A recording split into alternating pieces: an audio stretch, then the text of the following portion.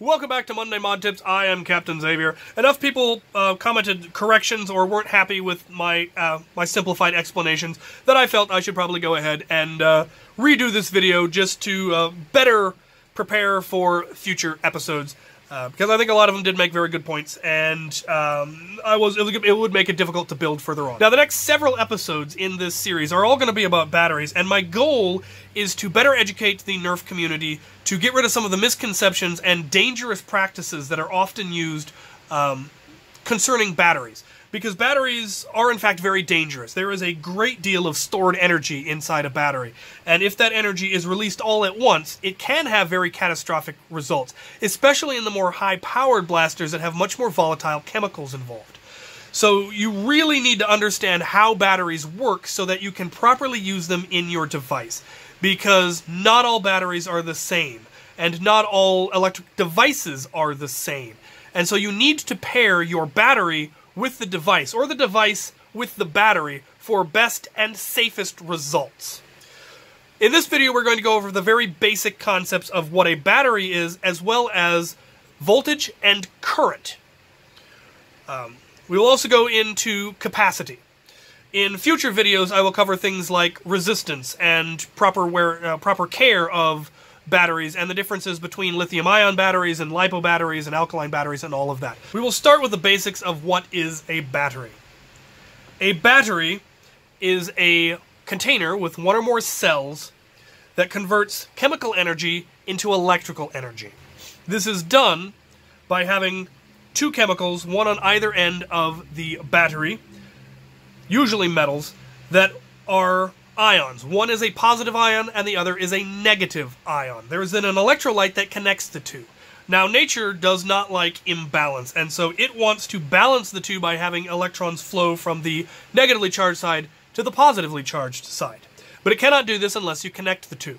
So when you complete the circuit, electrons flow from the negative charged side to the positive charged side, and this is electricity. The flow of electrons creates the electricity that we then use to power some electric device.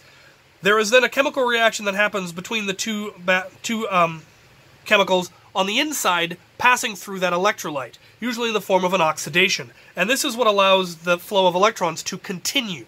Once the cell has become completely balanced, then there is no longer a charge and the battery is dead. Now, some batteries, the process can be reversed, and therefore you can recharge the battery. The three main attributes of a battery are its power, its capacity, and its current. Power is measured in volts, and that is the difference in charge between the negative side and the positive side. That is how much force, as it were, that is going from one end to the other. That is how much force it can exert onto an electrical device to overcome resistance, which will be covered in a later video. The capacity is measured in milliamp hours, which tells you how long the battery is capable of discharging.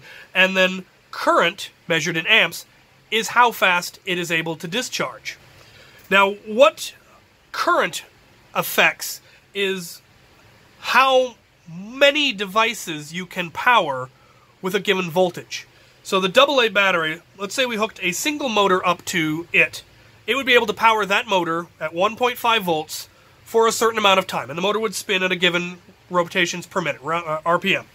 If you plugged that same motor into any of these batteries, it would spin at that same RPM because they all have the same voltage. However, these batteries have more capacity, and so the motor would spin for a longer amount of time before it fully discharged the battery. Alternatively, you could plug two motors into this one, and because it is a larger battery and has more capacity and therefore is capable of producing more current, it will power both motors at the same RPM that the AA is only able to power one motor. Now, they obviously will discharge at twice the rate because there are two motors now drawing current, and so it will not be able to make them spin as long. Also, these motors do have to be in parallel, not in serial. I will go over the differences of a parallel circuit and a serial circuit in later videos as far as the components go. Now, this one, being even bigger, could then potentially power a third motor at the same RPM that this one could power 2 and this one could power 1. Once again, it would discharge faster. But this is why we see AA's being used in the Strife and all of its variants, because it only has the 2 motors that it needs to power, whereas we start to see C and D cells in the blasters that have either more motors or more powerful motors. Now, as I said, voltage is static. So if you want to increase the voltage, you either need a more powerful battery, or you need to run multiple batteries of the same voltage and same capacity and current in serial, which is to say you connect the positive one to the negative to the other, and then you connect the circuit to the positive on this end and the negative on this end. And this will then add their voltages together. It does not, however, increase the capacity or the current, because these batteries are still only capable of the same amount of current, and it's still being drawn at the same rate. If you wish to increase the capacity, but not the voltage, you put the batteries in parallel and connect the positive of both to the positive on your circuit and the negative of both to the negative on your circuit. You will now only get 1.5 volts, but you will have either twice the capacity or will be capable of producing twice the current, which would allow you to power multiple motors, or one really big motor. The same can be done with any of them. Now, the reason different batteries have different voltages or different currents or different capacities is that they use different chemicals.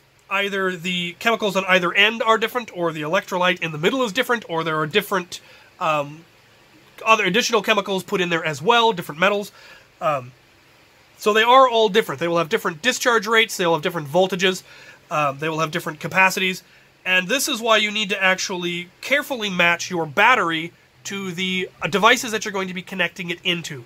They are not all the same. You cannot simply put more batteries in to get more voltage if none of those batteries are capable of the current that the device needs. And if you use batteries incorrectly, if you use them in a manner that they are not designed for, they can fail catastrophically. Or you can damage the battery, and then when you go to charge it, it fails catastrophically. And this is why there's a lot of concern in the Nerf community about people using the wrong batteries. And you would think, well, a battery's a battery. This one's 3.7 volts, that one's 3.7 volts. What's the difference? There can be a huge difference, because those batteries were not necessarily designed for the application that we're using them for, which is typically high-powered motors.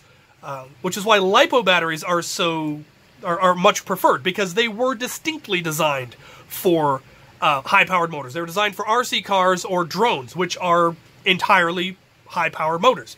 So those ones are preferable. They're designed for the necessary discharge rate, though you do still need to make sure that the discharge of the battery matches the amp requirement of the motors you're plugging in, because not all LiPos have the same discharge rate.